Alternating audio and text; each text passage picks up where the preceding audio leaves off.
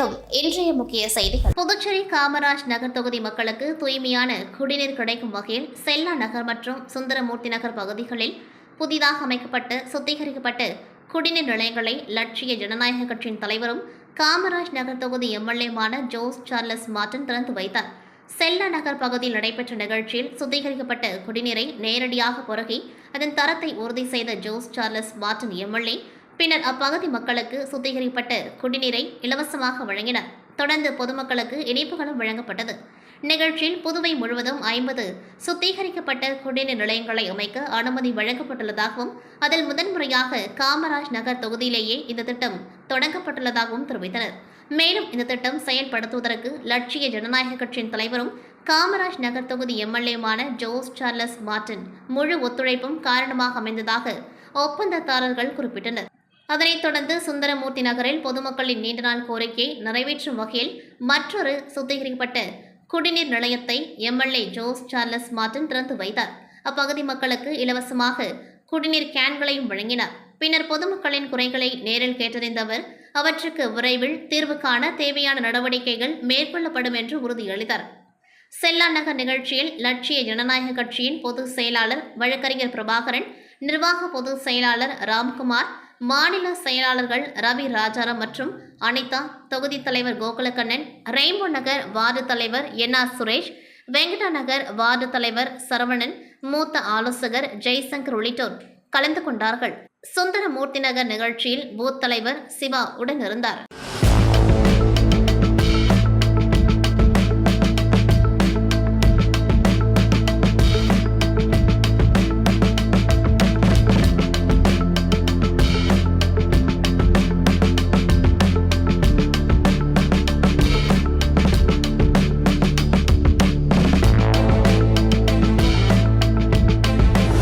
காமராஜ் நகர் தொகுதி ரெயின்போ நகர் பகுதியில் அமைந்துள்ள அங்கன்வாடி மையத்தில் லட்சிய ஜனநாயக கட்சியின் தலைவரும் காமராஜ் நகர் தொகுதி எம்எல்ஏமான ஜோஸ் சார்லஸ் மார்டின் நேரடி ஆய்வு மேற்கொண்டார். அப்பொழுது அங்கிருந்த கர்ப்பிணி பெண்களுக்கும் குழந்தைகளுக்கும் தேவையான ஊட்டச்சத்து தொகுப்புகளை உடனடியாக வழங்க ஆவண செய்ய வேண்டும் என தெரிவித்தார். பின்பு அங்கன்வாடியில் இருந்த குழந்தைகளுடன் கொஞ்சி விளையாடி மகிழ்ந்தவர் அங்கன்வாடியில் குழந்தைகளுக்கான பாதுகாப்பும் அவர்களுக்கு வழங்கப்படும் உணவும் தரமாகவும் இருக்கிறதா என்பதை உறுதி செய்தார். நிகழ்வின் போது கட்சி நிர்வாகிகள் உடன் இருந்தனர்.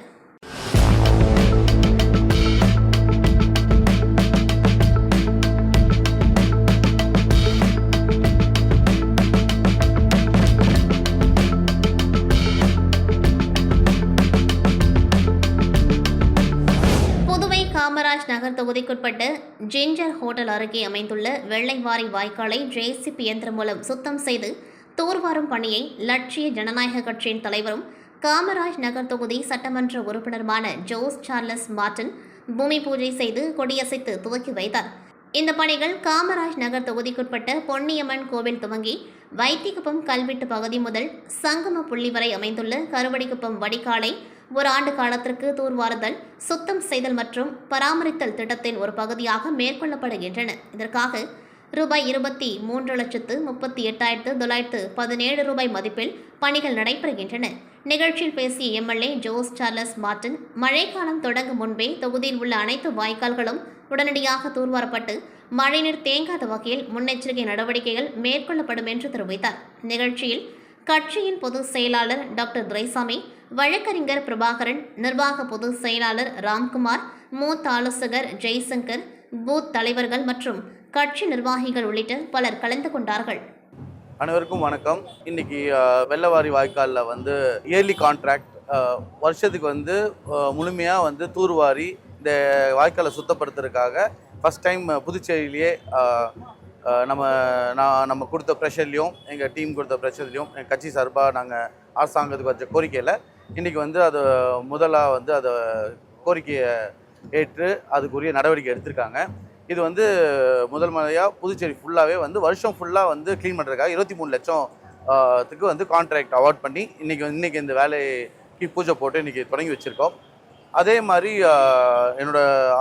இதுக்கு முன்னாடி என்னென்னா வருஷத்துக்கு 2 வேலை மட்டும் பண்ணுவாங்க, எப்பயாவது அடைச்சிதுன்னா அந்த மாதிரி. இது வருஷம் ஃபுல்லாக இயர்லி கான்ட்ராக்ட் மாதிரி பண்ணுறோம். ஒன்று இது. நம்பர் 2 மக்கள் என்ன பண்ணணும், இனிமேல் நம்ம குப்பையெல்லாம் வெளியில் கொட்டாமல் இந்த மாதிரி வாய்க்காலில் டைரெக்டாக வீட்டிலேருந்து அப்படியே கொட்டாமல் வெளில வந்து வாய்க்காலில் போடாமல் நீங்கள் வந்து அதை தனியாக குப்பை வந்து இப்போ பிரித்து நம்ம க்ரீன் வாரியர்ஸ் மூலிமா நாங்கள் இப்போ என்ன பண்ணிகிட்டு இருக்கோம்னா அவங்க சைடில் வந்து கொஞ்சம் பிரச்சனைகள் இருந்தது. அதை கம்ப்ளைண்ட் ரைஸ் பண்ணி அவங்க மேலே வந்து 1 கோடி ஃபைனும் போட்டிருக்காங்க. இது வரைக்கும் அவங்க ஒழுங்காக பொறுப்பாக செய்யலைன்னு சொல்லி.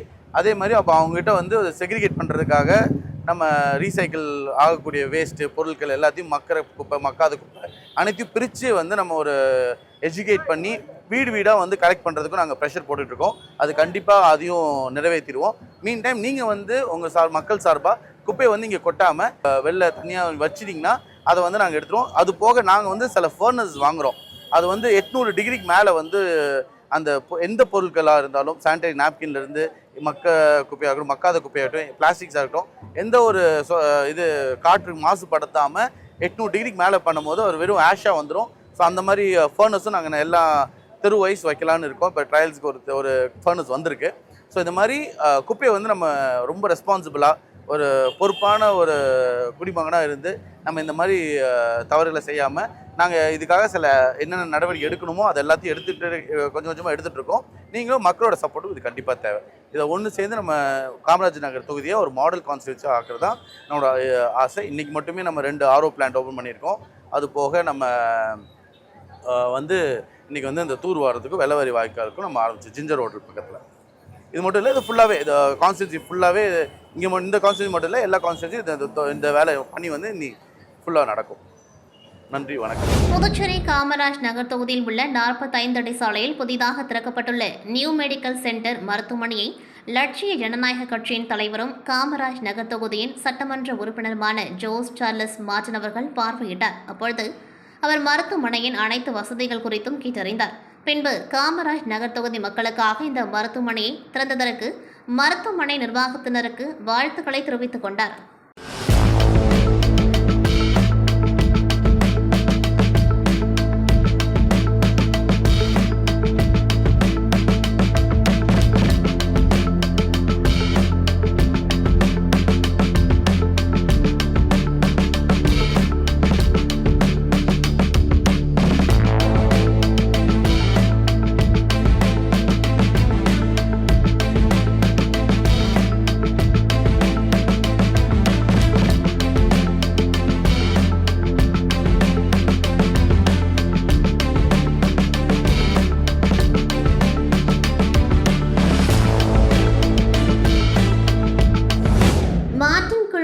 தலைவர் சாண்டியாகோ மார்டின் வணிகத்துறையில் 50 ஆண்டுகளை நிறைவு செய்ததை ஒட்டி பாராட்டு விழாவும் மார்டின் குழுமங்களில் 25 ஆண்டுகளுக்கு மேலாக பணியாற்றிய 50 ஊழியர்களுக்கு தலா ரூபாய் 30 லட்சம் வீதம் மொத்தம் ரூபாய் 15 கோடி பரிசுத் தொகை வழங்கும் விழாவும் கோவை மேட்டுப்பாளையம் சாலையில் உள்ள மார்டின் குழுமங்களின் தலைமையகத்தில் நடைபெற்றது.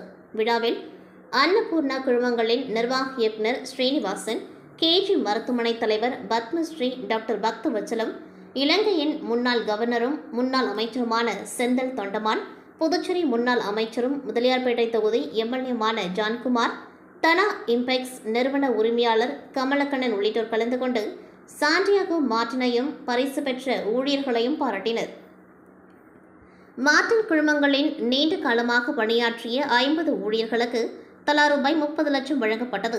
நிறுவன ஊழியர்களை குடும்ப உறுப்பினர்களைப் போல் கருதி அவர்களை கௌரவிக்கும் வகையில் இந்த பரிசுத் தொகை வழங்கப்பட்டதாக நிகழ்ச்சியில் தெரிவிக்கப்பட்டது.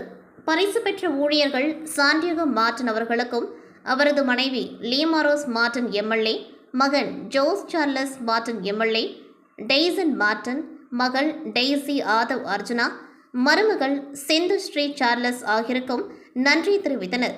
விழாவில் குடும்பத்தினர், அரசியல் கட்சிகளை சேர்ந்த பிரமுகர்கள், தொழில் அதிபர்கள், மார்டின் குழும ஊழியர்கள் உள்ளிட்ட ஏராளமானோர் கலந்து கொண்டார்கள்.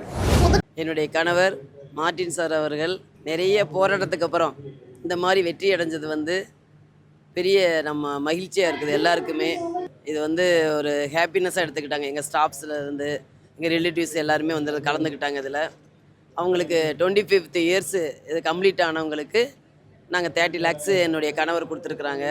அது வந்து ரொம்ப சந்தோஷம். அவங்க குடும்பத்துக்கு ரொம்ப சந்தோஷமாக இருக்குது. இது வந்து எங்களுக்கு ரொம்ப நாள் கனவாக இருந்துச்சு. ஒரு 5 இயர்ஸாகவே இதை பற்றி நாங்கள் யோசிச்சுட்டே இருந்தோம். இந்த அளவுக்கு ஐயா வந்து இவ்வளோ சிறப்பான முறையில் மேலே வந்தாருன்னா அவருடைய ஒரே ஒரு நேர்மை தான் எங்களுக்கு எல்லாருக்கும் கற்றுக் கொடுத்தது. இருக்கிற அத்தனை லாட்சி வியாபாரிகளையும் நேர்மையானவர்களாக ஆக்கிய ஒரே ஒரு பெருமை அவருக்கு தெரியும். அவருடைய நேர்மை தான் இந்த அளவுக்கு வந்து பிஸ்னஸ் வந்து மேலே வந்தாங்க. அன்றைய காலகட்ட லாட்டரியில் வந்து கேஎன்கோ தான் கொடி கட்டி பிறந்தாங்க. அவங்கள எல்லாரையும் அப்படியே துச்சமாக தள்ளிட்டு நாங்கள் இவருக்கு மார்ட்டின் அப்படின்ற ஒரே ஒரு இவருடைய லாட்சிட்டு மட்டும்தான் தொடர்ந்து எடுத்து விற்க ஆரம்பித்தோம். எங்கள் ஐயாவுடைய நேர்மை தான் இந்த அளவுக்கு வந்து இன்றைக்கி லாட்டரியில் கிங்காக இருந்து இன்றைக்கி அதாவது தொடர்ந்து தமிழகத்திலையும் அந்த கோவையிலையும் வந்து மிகப்பெரிய சிறப்பான முறையில் வந்திருக்காரு. காவல்துறையில் ஒரு சிலர் செய்யும் தவறான நடவடிக்கைகளால் காவல்துறையினர் அனைவருக்கும் இழுக்கு ஏற்படுவதாகவும், எனவே காவல்துறையினர் சமூகத்திற்கு முன்மாதிரியாக செயல்பட வேண்டும் என புதுச்சேரி துணைநிலை ஆளுநர் கைலாஸ்நாதன் தெரிவித்துள்ளார். புதுச்சேரி ஹெரிட்டேஜ் ரவுண்ட் டேபிள் நோட் 67 சார்பில் காவல்துறையினரை கௌரவிக்கும் வகையில் நைட்ஸ் இன் காக்கி 2026 நிகழ்ச்சி புதுச்சேரியில் நடைபெற்றது. நிகழ்ச்சியில் புதுச்சேரி துணைநிலை ஆளுநர் கைலாஸ்நாதன், முதலியார்பேட்டை தொகுதி எம்எல்ஏ ஜான்குமார், காவல்துறை தலைமை இயக்குநர் ஷாலினி சிங், காவல்துறை துணைத் தலைவர் சத்யசுந்தரம் உள்ளிட்டோர் கலந்து கொண்டார்கள். நிகழ்ச்சியில் சிறந்த காவலர்களுக்கு விருதுகளை துணைநிலை ஆளுநர் மற்றும் காவல்துறை தலைவர் ஆகியோர் வழங்கினர். நிகழ்ச்சியில் பேசிய துணைநிலை ஆளுநர் கைலாஸ்நாதன், குடியரசுத் தலைவரின் வண்ணக்கொடி விருது இந்திய அளவில் புதுச்சேரி காவல்துறைக்கு கிடைத்திருப்பது மிகப்பெரிய கௌரவம் என கூறினார். இந்த விருது ஒட்டுமொத்த காவல்துறையினரின் அர்ப்பணிப்பு, ஒழுக்கம் மற்றும் திறமையான பணிக்கான அங்கீகாரம் என்றும், இனி ஒவ்வொரு காவல்துறையினரும் தங்கள் தோள்பட்டையில் வண்ணக் கொடியை பெருமையுடன் அணியப் போகிறார்கள் என்றும் தெரிவித்தார். நாட்டின் எல்லையை ராணுவ வீரர்கள் பாதுகாக்கின்றனர். அதேபோல் நாட்டின் உள்நாட்டில் சட்டம் ஒழுங்கை பாதுகாக்கும் முக்கிய பொறுப்பு காவல்துறையினருக்கே உள்ளது. உங்கள் திறமையான செயல்பாடுகள் தேசிய அளவில் புதுச்சேரிக்கு பெருமை சேர்த்துள்ளன என்றார்.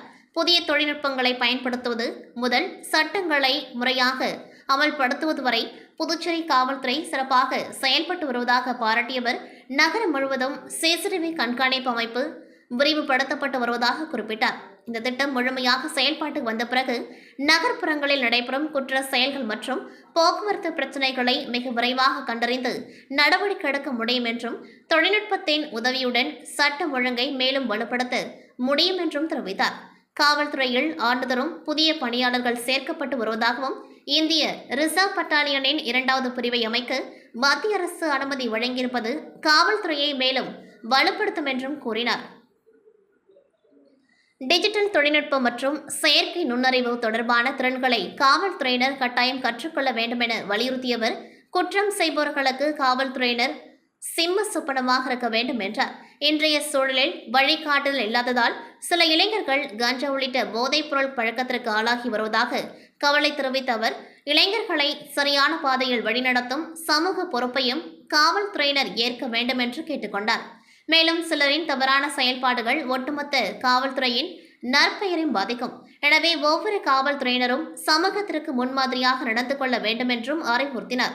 காவல்துறையினர் தங்களது உடல் நலத்தையும் மனநலத்தையும் பாதுகாத்துக் கொள்வது மிகவும் அவசியம் என்றும், பணி சுமைக்கிடையே குடும்பத்தினருடன் நேரம் செலவிட வேண்டும் என்றும் வலியுறுத்தினர். நீங்கள் ஆரோக்கியமாக இருந்தால்தான் சமுதாயமும் ஆரோக்கியமாக இருக்கும். உங்கள் சேவை மக்கள் நலனுக்காக தொடர வேண்டும் என்று துணைநிலை ஆளுநர் கைலாஸ்நாதன் உரையாற்றினார்.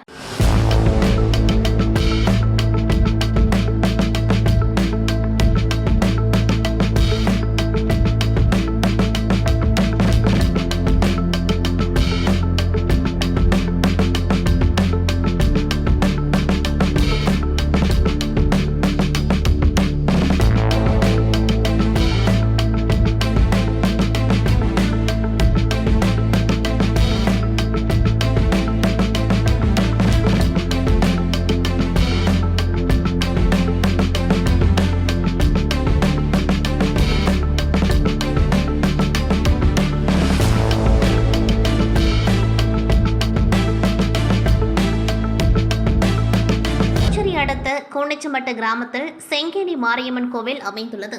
இக்கோவிலில் ஆடி பௌர்ணமி முன்னிட்டு 18ஆம் ஆண்டு 501 பால்குட அபிஷேகம் நடைபெற்றது. இதையொட்டி காலை 6 மணிக்கு நவதுர்கா ஹோமம் நடைபெற்றது. தொடர்ந்து சங்கரபரணி ஆற்றங்கரையிலிருந்து சக்தி கரகத்துடன் 501 பால்குடம் மாடவீதி வழியாக கொண்டுவரப்பட்டு அம்மனுக்கு அபிஷேகம் செய்யப்பட்டது. முன்னதாக கோவில் வளாகத்தில் யாகசாலை அமைத்து ஏக பூஜை நடைபெற்றது. இதில் அமைச்சர் நமச்சிவாயம் கலந்து கொண்டு யாகசாலையில் வைத்திருந்த கலசங்களை ஊர்வலமாக எடுத்து சென்று அம்மனுக்கு அபிஷேகம் செய்தார். இதனைத் தொடர்ந்து ஊர்வலமாக கொண்டுவரப்பட்ட பால் குடங்களை பக்தர்கள் அம்மனுக்கு அபிஷேகம் செய்து வழிபட்டனர். பின்னர் அனைத்து பக்தர்களுக்கும் அன்னதானம் வழங்கப்பட்டது. இதற்கான ஏற்பாடுகளை அறங்காவல் குழுவினர், செங்கனியம்மன் கோவில் பூசாரிகள் மற்றும் கிராம மக்கள் செய்திருந்தனர்.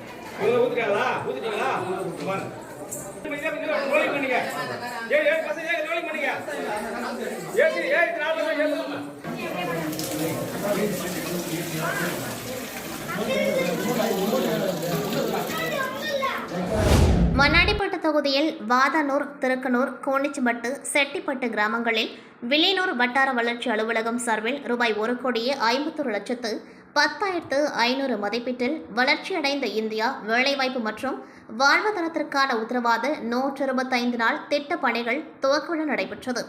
விழாவில் அமைச்சர் நமச்சிவாயம் பூஜை செய்து பணிகளை துவக்கி வைத்தார். இதில் மண்ணாடிப்பட்டு கொம்யூன் பஞ்சாயத்து ஆணையர் எழில்ராஜன், வட்டார வளர்ச்சி அலுவலக அதிகாரிகள் உள்ளிட்ட பலர் கலந்து கொண்டார்கள். அப்பொழுது அமைச்சர்களிடம் அப்பகுதி பெண்கள் திட்டத்தின் கீழ் தொடர்ந்து 125 நாட்கள் பணி வழங்க வேண்டும், வேலைக்கான ஊதியத்தை உயர்த்தி வழங்க வேண்டும், செட்டிப்பட்டு கிராமத்திற்கு இயக்கப்படும் தனியார் பஸ்கள் சரியாக இயக்கப்படுவதில் ஆகையால் அரசு மூலம் PRTC பஸ் இயக்க நடவடிக்கை வேண்டும். தற்பொழுது ரேஷன் கார்டுகளுக்கு வழங்கப்படும் இலவச அரிசி தரமற்ற நிலையில் உள்ளதால் அதனை தரமாக வழங்க வேண்டும் என கோரிக்கை வைத்தனர். கோரிக்கை ஏற்ற அமைச்சர் நமச்சிவாயம் உடனடியாக நடவடிக்கை எடுப்பதாக பகுதி மக்களிடம் உறுதியளித்தார்.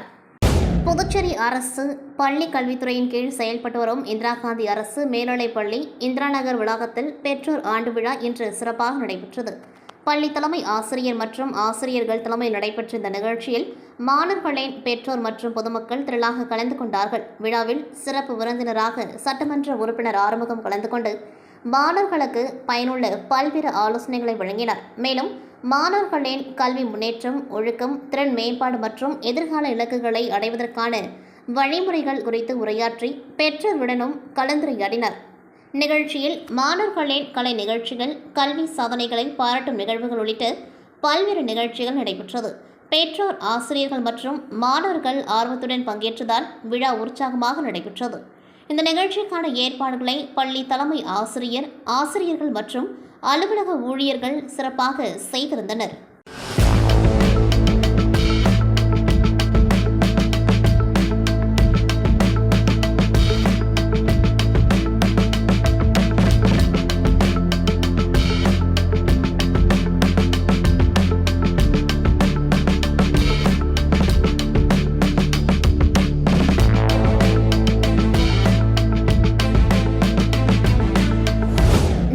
மருத்துவக் கல்லூரியில் புதுச்சேரி மாணவர்களுக்காக ஒதுக்கப்பட்டுள்ள 64 MBBS இடங்களும் புதுச்சேரி பூர்வக்குடி மாணவர்களுக்கே வழங்கப்பட வேண்டும் என்றும், ஜிப்மரில் காலியாக உள்ள பணியிடங்களை முன்பு போல் ஜிப்மர் நிர்வாகமே நேரடியாக நிரப்ப நடவடிக்கை எடுக்க வேண்டும் என்றும் வலியுறுத்தி தமிழ் தேசிய பேரியக்கத்தின் புதுச்சேரி செயலாளர் வேல்சாமி ஜிப்மர் துணை இயக்குநரிடம் மனு அளித்தார்.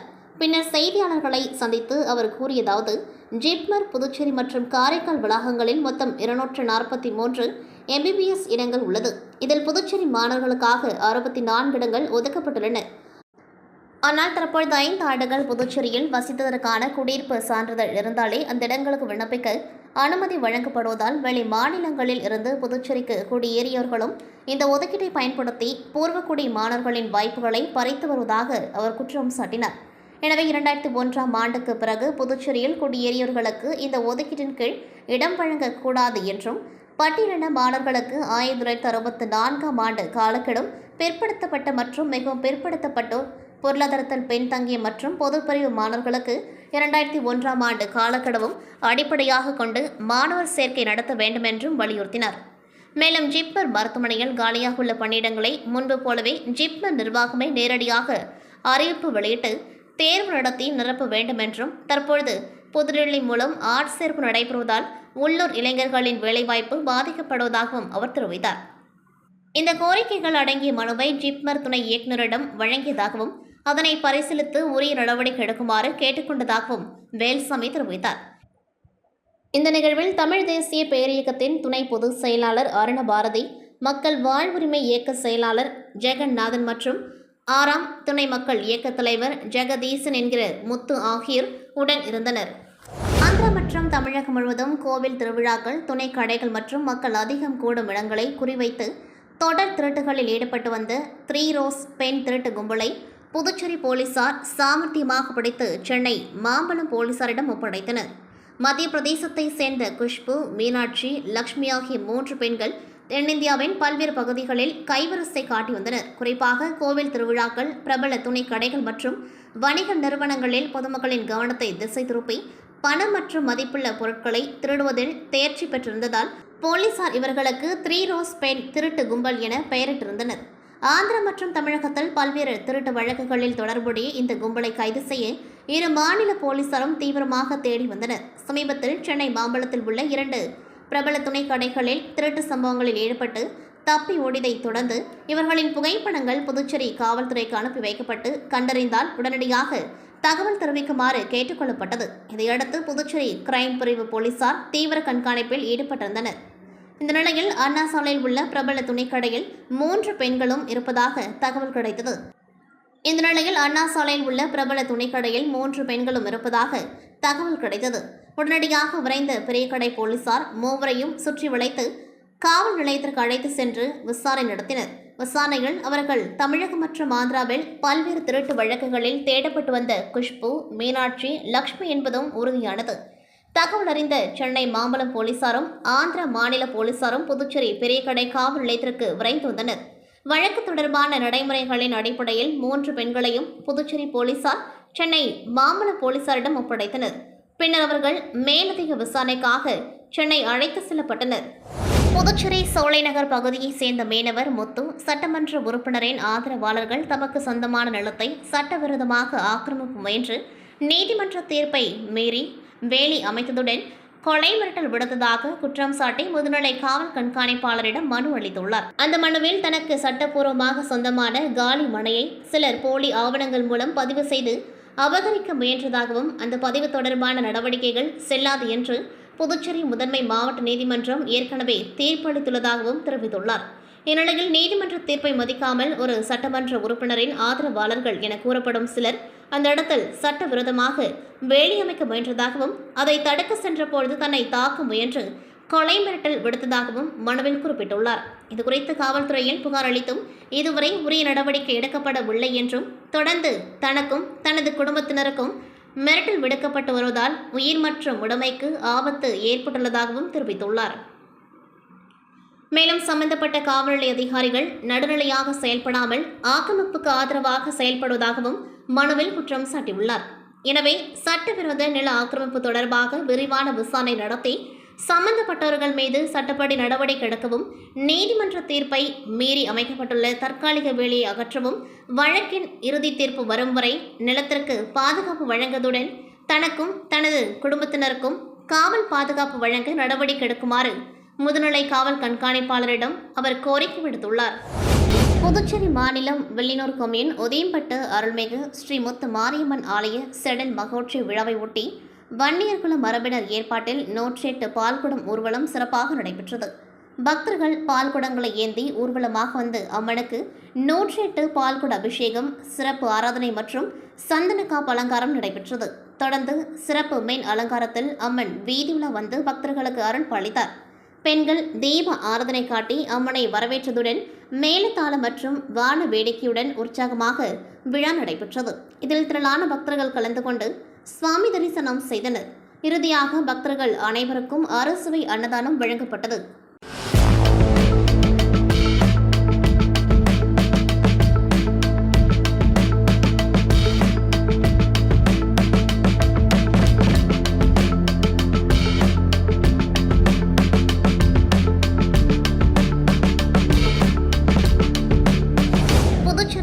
சேதமடைக்கப்பட்டு பழைய காலனி பகுதியில் கடந்த 5 ஆண்டுகளாக கடும் குடிநீர் தட்டுப்பாடு நிலவி வருவதாக பொதுமக்கள் குற்றம் சாட்டியுள்ளனர்.